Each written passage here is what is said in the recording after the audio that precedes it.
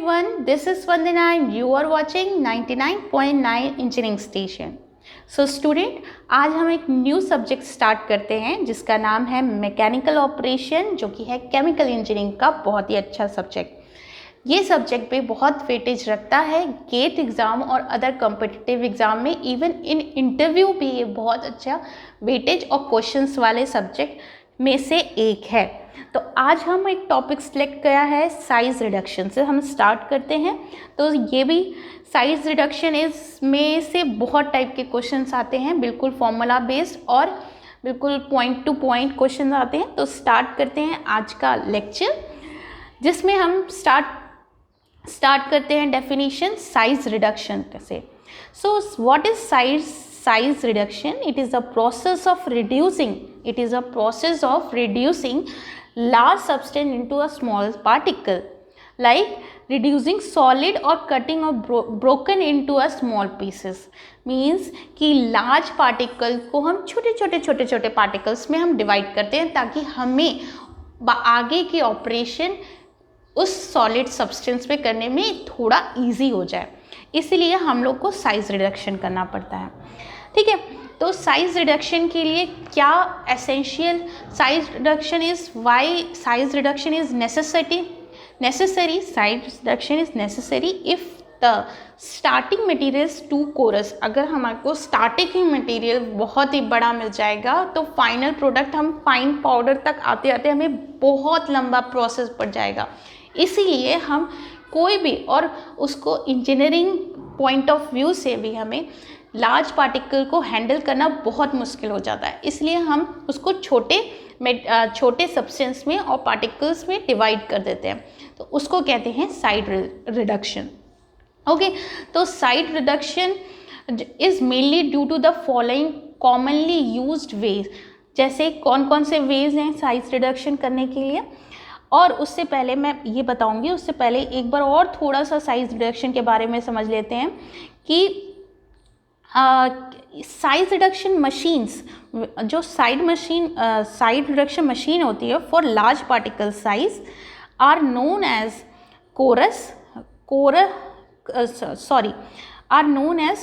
crushers, while the particle size below this are the processed by the mills. अगर जो large particle size, जिसके जो बहुत ही बड़े साइज़ के होते हैं पार्टिकल्स, उसको हैंडल करने के लिए कौन सी मशीन्स यूज़ करते हैं हम लोग? क्रशर्स की। और जो उनसे छोटे होते हैं, जो थोड़े छोटे होते हैं, उसके लिए हम मील्स यूज़ करते हैं। ठीक है, size reduction is the important operation in many pharmaceutical applications. ये फार्मास्यूटिकल एप्लीकेशन के लिए बहुत ही यूज़फुल रहता है। For pharmaceutical purpose micro size particle are the best for use. जैसे कि हम फार्मास्यूटिकल मेडिसिन के लिए होते हैं, मेडिसिन में इतने माइक्रो साइज के पार्टिकल्स होते हैं, तो वो बेस्ट होते हैं। For solid material grinding and cutting are used as a size reduction processes.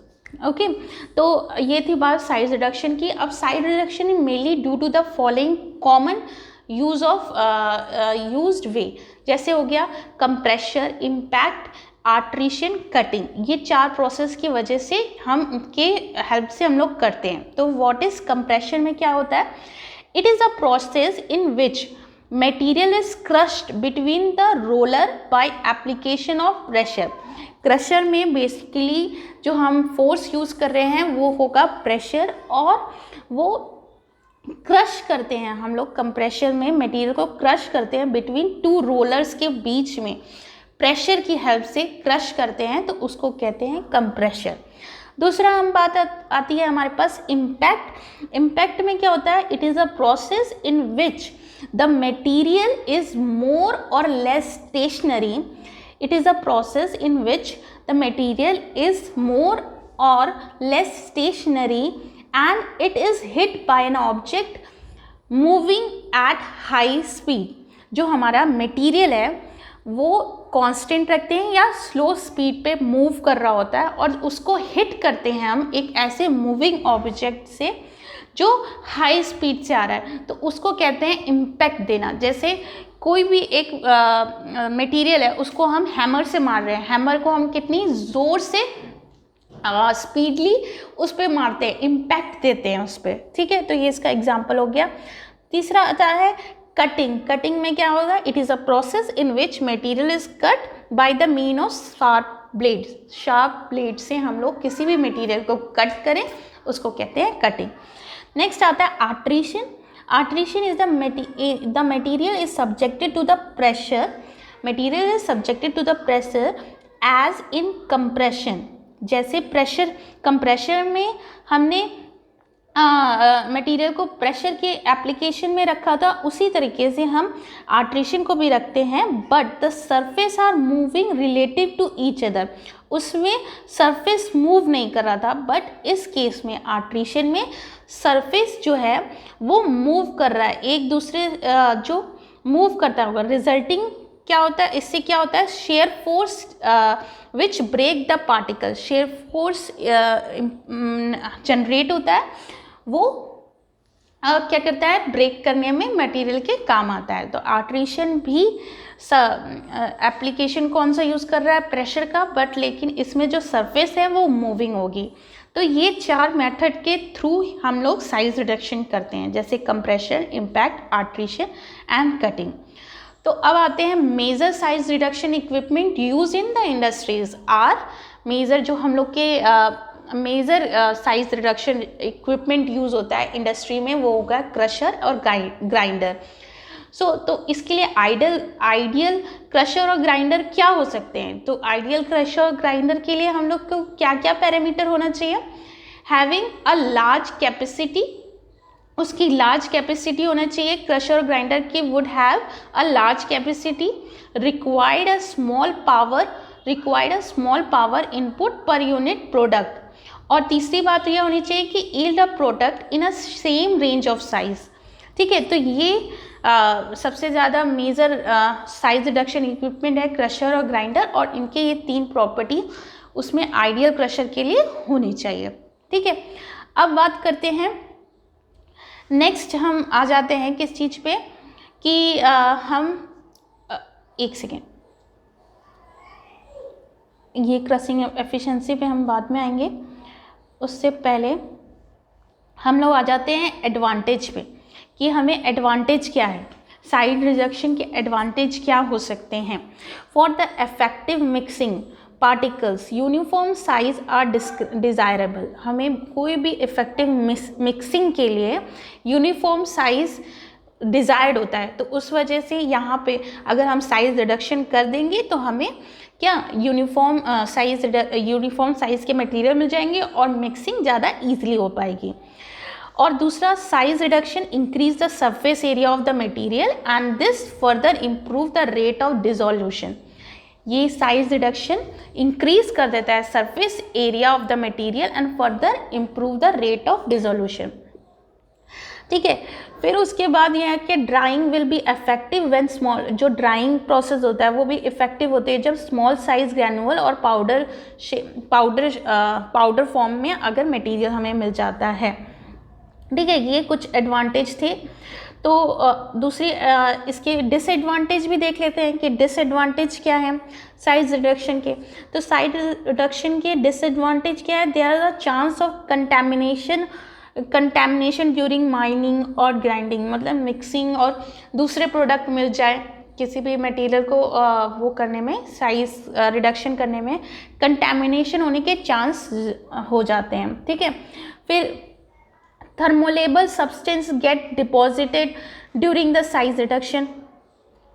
तो ऐसा हो सकता है कि कुछ दूसरे मटेरियल भी डिपॉजिट हो जाएं उसके ऊपर। तो बेसिकली क्या है कि कंटैमिनेशन की वजह से ये इसका डिसएडवांटेज हो सकता है कि कंटैमिनेशन हो जाए, ठीक है। अब हमें ऑब्जेक्टिव क्या है, क्या क्या ऑब्जेक्टिव है साइज रिडक्शन के? हमारे ऑब्जेक्टिव हो गए जैसे इंक्रीज द सरफेस एरिया, ये इंक्रीज कर देता है सरफेस एरिया, उससे क्या होता है? डिसोल्यूशन इंप्रूव होता है, इस वजह से हमें एक हमारा ऑब्जेक्टिव ये हो गया। मिक्सिंग में इजी होती है, ठीक है, दूसरा ये ऑब्जेक्टिव हो गया। Solubility of suspension, solubility increase कर देता है। फिर स्टेबिलिटी ऑफ इम्यूजन हो जाता है, रिड्यूस इरिटेशंस रिड्यूस कर देता है, इंक्रीज एब्जॉर्प्शन कर देता है, अपीयरेंस गुड कर देता है, ठीक है। तो ये सारी चीज़ें हमारी साइज़ रिडक्शन के लिए अच्छी हो जाती है। अब हम बात करेंगे governing law of size reduction. उससे पहले हम कुछ efficiencies, energy and power required for size reduction बात कर लेते हैं लॉ से पहले, ठीक है। तो लॉ से पहले हम इसकी बात कर लेते हैं किसकी, energy and power requirement for size reduction. तो सबसे पहले क्या बात होती है कि एनर्जी की बात करने से पहले हमें सबसे पहले पता होना चाहिए एफिशिएंसी क्या है किसी भी उसकी। तो क्रशिंग एफिशिएंसी होती है नीटा सी को हम रिप्रेजेंट करते हैं किससे, surface energy created by crushing surface energy created by crushing per to the energy absorb by the solid. Surface energy created by crushing by energy absorb by the solid. तो हम इसको रिप्रेजेंट कर सकते हैं जैसे यहाँ पे हमने जो हमारे पास एफिशिएंसी है उस टर्म में ना लिख के हमने लिखा है, किस फॉर्म में लिखा है, energy absorb by the solid form में फॉर्मूला लिखा है। तो मैं यहाँ पे आपको पहले पैरामीटर्स बता देती हूँ क्या क्या चीज़ें हैं। जैसे कि आप यहाँ जूम करके देख सकते हैं कि ES, यहाँ जो ES है वो है सरफेस एनर्जी पर unit area of the solid.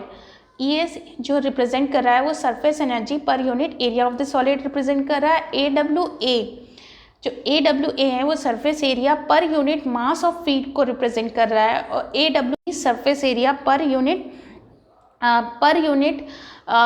Mass of product को रिप्रेजेंट कर रहा है, और WN जो है यहाँ पे energy absorb by the unit mass of material है। WN जो है एनर्जी एब्जॉर्ब बाय एक यूनिट मास ऑफ मटेरियल का एब्जॉर्प्शन एनर्जी है, ठीक है। तो हम एफिशिएंसी जो है, एफिशिएंसी हो गया surface energy created by crushing upon energy absorb by the solid. तो energy absorb by the solid अगर हम इसको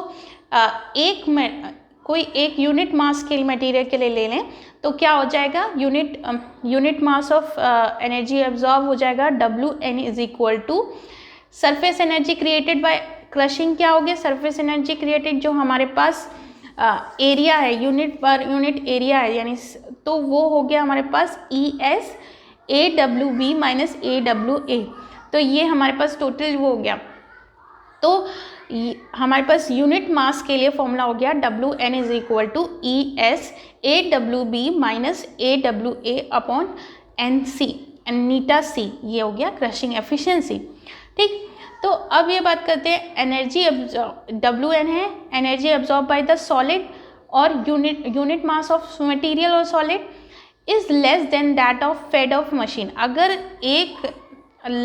हमने जो यूनिट मास का जो एनर्जी एब्जॉर्ब है वो मशीन की जितनी हम एनर्जी डाल रहे हैं उससे कम है, then a part of total input energy W is used क्या लिखा है, the energy absorb by the solid WN is less than that of fed to the machine.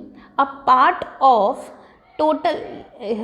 ये थोड़ा टाइपिंग मिस्टेक हो गई है। A part of total input energy W is used to overcome the friction in the bearing and other moving part and the rest of available crushing, ठीक है।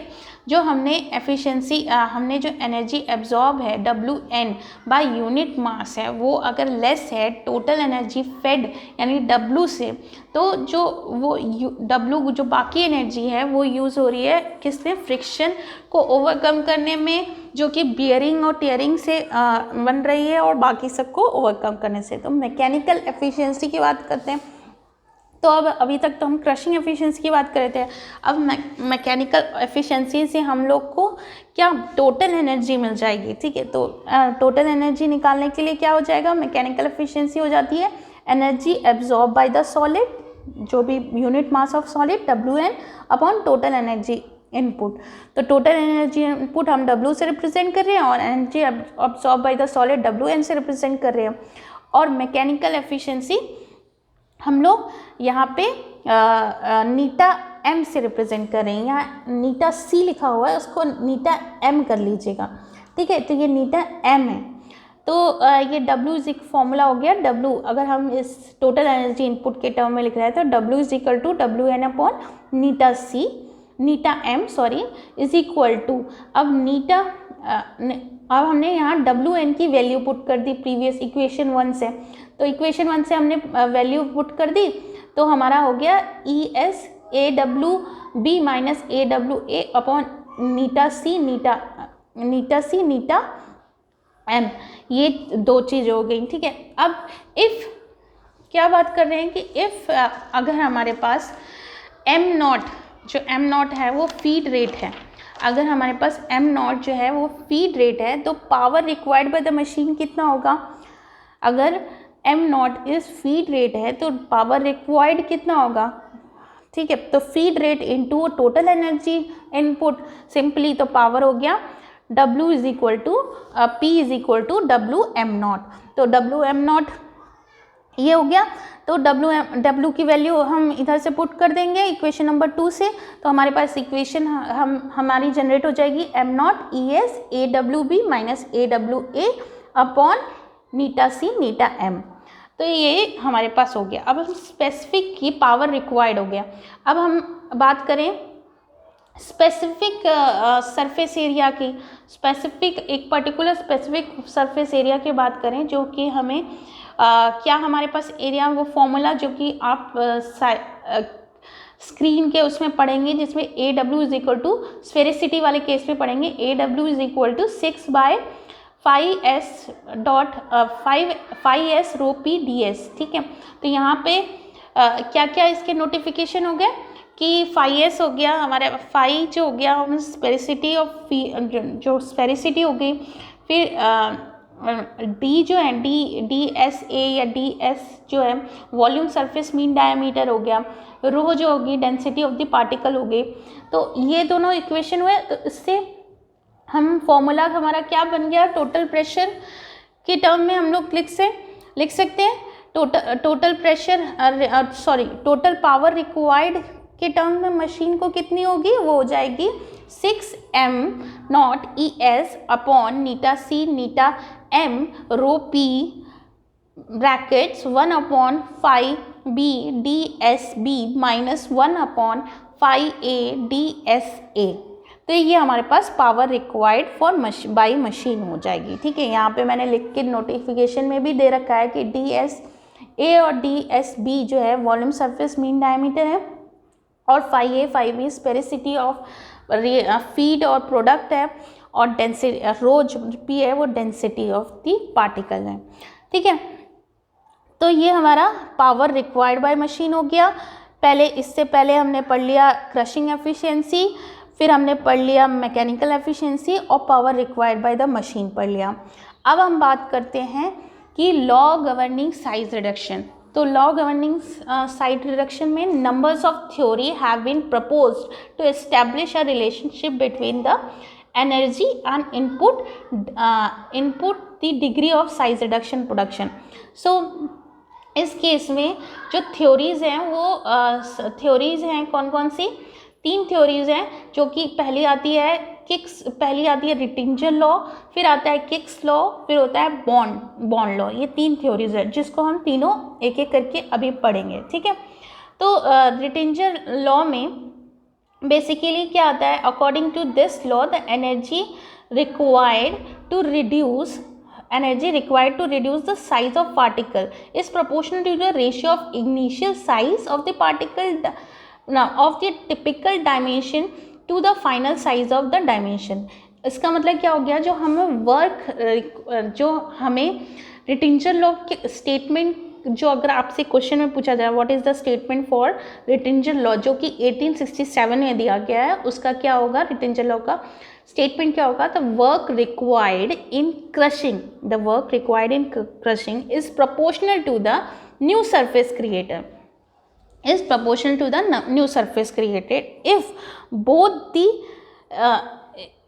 if both the sphericity of reactant or product मतलब means A particles और B particles A और B feed और product का अगर equal है और मैकेनिकल एफिशिएंसी कांस्टेंट है तो combining various constant in equation 4, हम जो इससे पहले वाली इक्वेशन थी, ये इक्वेशन 4 था, इसको हम पूरे सारे वेरिएबल कंबाइन करेंगे और उसमें स्पेरिसिटी कांस्टेंट करेंगे और मैकेनिकल एफिशिएंसी कांस्टेंट करेंगे और दोनों स्पेरिसिटी इक्वल करेंगे तो हमें रिटिंजर लॉ मिलेगा। और कंबाइन करके के आर में हम लोग उसको कंबाइन करके एक कांस्टेंट बनाएंगे जिसका नाम देंगे के आर। तो according to this Rittinger law become क्या हो जाएगा, P upon M naught is equal to K R और K R bracket D S P minus D S A. अब देखिए इस फॉर्मूले में 6 एम नॉट को हम लोग नीचे लेके चले गए हैं यहाँ पे, और 6 E S N C N M rho P और ये फाई और ये सब, तो इस चीज़ में क्या कर दिया, फाई बी और फाई ए तो इक्वल हो गए और नीटा एम जो है वो कांस्टेंट हो गया। ठीक है, तो नीटा एम जो है कांस्टेंट हो गया, एम नॉट हम नीचे ले आए, जो बाकी रिमेनिंग बचा वो 6 नीटा सी एंड रो पी और ई एस, इसको हमने एक कांस्टेंट ले लिया जिसका नाम हमने दे दिया के आर। ठीक है, ये रिटिंजर लॉ में कांस्टेंट को रिप्रेजेंट कर रहे हैं हम के आर से। ठीक है, तो के आर की बेसिकली वैल्यू क्या होगी, K R is equal to 6 M naught E S upon नीटा सी रो पी। ठीक है, ये हो गया, ये हो गया किक्स लॉ। अब किक्स लॉ का एप्लीकेशन की बात करें तो Kick's law gives a reasonable good result for the coarse grinding where there is a relatively small increase in surface area per unit mass. ठीक है, ये इसका एप्लीकेशन हो गया। एक सेकेंड, तो सॉरी, ये इसका एप्लीकेशन नहीं हुआ, इसका एप्लीकेशन आएगा रिटिंजर लॉ का। ये जो मैंने बताया था वो रिटिंजर लॉ का एप्लीकेशन नहीं हुआ। Rittinger law gives better result with fine grinding. जो रिटिंजर लॉ होते हैं वो बेटर रिजल्ट देते हैं हमें fine grinding where there is a much greater increase in surface area. तो इस केस में ये ज़्यादा एप्लीकेबल रहते हैं। तो Rittinger law gives the result with a fine grinding where the much greater increase in surface area is required. So next हम आ जाएंगे, तो ये फॉर्मूला स्टेटमेंट और ये फॉर्मूला आपको याद रखना ज़रूरी है क्योंकि ये एग्जैक्ट पूछ लिए जाते हैं। तो डेफिनेशन एक बार गेट पे मुझे याद है, गेट में सीधे रिटिंजर लॉ या बॉन्ड लॉ किसी का डेफिनेशन पूछा गया था, तो स्टेटमेंट पूछा गया था, तो आप इसको याद रखेंगे। The work required in crushing is proportional to the new surface area created. अब हम आते हैं किक्स लॉ पे। किक्स लॉ क्या कहता है, the work required for crushing is proportional to the logarithmic of ratio of initial particle size to the final particle size. ये हमारे जो रेशियो को रिप्रेजेंट कर रहा है, logarithmic time the initial particle size और दी फाइनल पार्टिकल साइज में। देखिए वही फॉर्मूला है, सिर्फ वही फॉर्मूला है, जस्ट नेक्स्ट एंड में चेंज हो जा रहा है। देखिए P अपॉन पावर रिक्वायर्ड और क्या था, ये m नॉट था feed rate, is equal to K L N D S A upon D S B. ठीक है, तो यहाँ पे ये चीज़ होगी। अब बहुत इंपॉर्टेंट चीज़ यहाँ पे ये है कि बोथ रिटिंजर लॉ और Kick's law are applicable only over the limited range of particle. They have limited utility and are mainly for historical interest. ठीक है, अब किक्स लॉ जो है give reasonable good result for the coarse grinding where there is a relative small increase in the surface area per unit time. इधर पे हमें ये चीज़ ध्यान रखना है कि Kick's law reasonably good result for coarse grinding के लिए देता है, जबकि मैंने अभी आपको रिटिंजर लॉ के बारे में बताया है कि वो बेटर रिजल्ट किसके लिए, फाइन ग्राइंडिंग के लिए देता है। ठीक है, तो ये चीज़ हो गया किक्स लॉ। अब नेक्स्ट आते हैं most important bond crushing law. Bond crushing law पे आते हैं हम लोग। तो उसमें क्या होता है बॉन्ड क्रशिंग लॉ में कि इसके स्टेटमेंट की बात करें तो work required to form particle of size dp from very large feed proportional to the square root of surface to volume ratio of the product। अब बॉन्ड और वर्क इंडेक्स भी इसमें हम आगे कंसिडर करेंगे। तो ये क्या हुआ, power required is directly proportional to the under root times SP और VP। ये क्या है, सरफेस टू वॉल्यूम रेशियो। ये surface of particle, surface area है, और Vp इज द वॉल्यूम। ये सरफेस टू वॉल्यूम रेशियो है कौन से type, square root of surface to volume ratio of the product है। ठीक है, अब ये एसपी और वीपी जो हम का रेशियो की वैल्यू जो हम लोग पुट करेंगे वहाँ पे, वो होगी 6/5s dP। ठीक है, तो हमारे इसको पुट करने पे हमारे जो एक्सप्रेशन, जो फाइनली एक्सप्रेशन आएगा वो होगा P/m0 is equal to KB/√dP। तो ये फॉर्मूला आपको याद रखना पड़ेगा, P/m0 is equal to KB/dP। ठीक, अब बात करते हैं वर्क। इससे पहले कि यहाँ पे KB जो है यहाँ पे ये वर्क इंडेक्स में बॉन्ड क्रशिंग लॉ में जो KB है कांस्टेंट है, विच depend upon the type of machines. जो KB है कांस्टेंट है, एक टाइप ऑफ मशीन पे कर करिए, और मटेरियल बीइंग और टाइप ऑफ मशीन और द मटेरियल बीइंग क्रश्ड पे डिपेंड कर रही है। ठीक है, this law is called relative less energy for smaller product. ठीक है, ये particle that रेटिंजर law, bond law is somewhat more realistic in establishing the power requirement in commercial crushing and grinding। ठीक है, अब आ जाते हैं हम लोग किस पे कि वर्क इंडेक्स क्या चीज़ होती है। वर्क इंडेक्स की बात करते हैं तो वर्क इंडेक्स हो गया WI से हम उसको रिप्रेजेंट कर रहे हैं, और डिफाइन हुआ कि gross energy required in kilowatt per hour ton. Gross energy required kilowatt-hour per ton of feed needed to produce very large feed to such a size that 80% of product passes through 100 micrometer screen। ठीक है, तो इस case में अगर dP हम लोग millimetre में रख रहे हैं और P जो है किलोवाट में रखेंगे, और m डॉट यानी ये m डॉट है इन टन्स पर आर रखेंगे, तो हमारे पास KB इज इक्वल टू क्या हो जाएगा, KB की वैल्यू हम कांस्टेंट निकाल रहे हैं यहाँ पे KB। ठीक है, KB की वैल्यू हो जाएगी √100 × 10⁻³ WI, और इसको सॉल्व करेंगे तो अंडर रूट को सॉल्व करेंगे तो फाइनली KB की वैल्यू हमें फॉर बॉन्ड लॉ के लिए क्या मिल जाएगी, KB is equal to 0.3162 WI। लेकिन इस केस में हमें DP जो है मिलीमीटर में, P जो है किलोवाट में, एंड m0 टन्स पर आर में ही रखना है। ठीक है, अब if 80% of feed passes a mesh size DPA millimeter and 80% of the product a mass of DPB millimeter is follow, दोनों मिलीमीटर में दे रखे हैं, तो हमारे पास क्या वैल्यू हो जाएगी। हम फाइनली जो यहाँ पे हमने देखिए बॉन्ड लॉ में एक्सप्रेशन हमें मिला था P/m0 is equal to KB/√dP। KB की वैल्यू हम यहाँ से लिख देंगे 0.3162 WI, और DP जो है हम लोग को दो मैश प्रोडक्ट और रिएक्टेंट का दे रखा है, तो हमारे पास वैल्यू हो जाएगी 1/√dP - 1/dPA।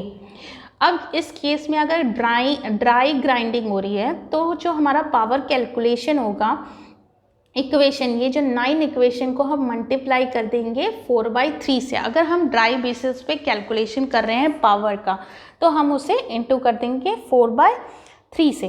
तो ये थैंक यू वेरी मच। ये अभी तक का जो साइज़ रिडक्शन के बारे में मैंने आपको बताया सारी चीज़ें, जैसे कि इस लेक्चर में आप लोगों ने सीख लिया कि क्या चीज़ साइज रिडक्शन क्यों करते हैं, उसका एडवांटेज क्या है, डिसएडवांटेज क्या है, एमिंग ऑब्जेक्टिव क्या है, हमने साइज रिडक्शन के बारे में जान लिया। फिर कंप्रेशन, इम्पैक्ट, आर्टिशन, कटिंग क्या होती हैं, छोटी छोटी डेफिनेशन इनकी। क्रशिंग एफिशिएंसी पता चल गई हमें क्या होती है, मैकेनिकल एफिशिएंसी पता चल गई। फिर पावर रिक्वायर्ड फॉर मशीन हमने देख लिया।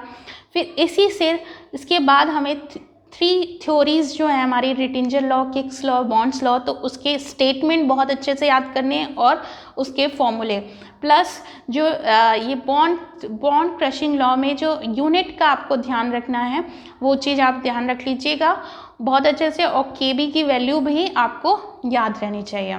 तो इसके बाद के लेक्चर में मैं आपको इसके बेस पे न्यूमेरिकल्स सॉल्व करा दूँ, या आगे की अगर न्यूमेरिकल्स सॉल्व ना कराऊँ तो और साइज़ रिड्यूसिंग इक्विपमेंट के जो टाइप्स होते हैं वो भी बता सकती हूँ। तो तब तक के लिए आप स्टे ट्यून, और अगर आपको मेरा लेक्चर्स पसंद आया हो तो लाइक ज़रूर करिए, शेयर करिए दोस्तों के साथ, और अगली बार ज़रूर देखिए। Thank you and have a nice day.